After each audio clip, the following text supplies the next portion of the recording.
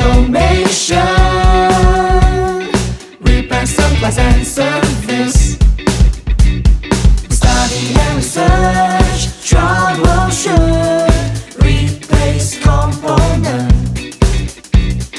ensure quality, repair machine, improve machinery efficiency.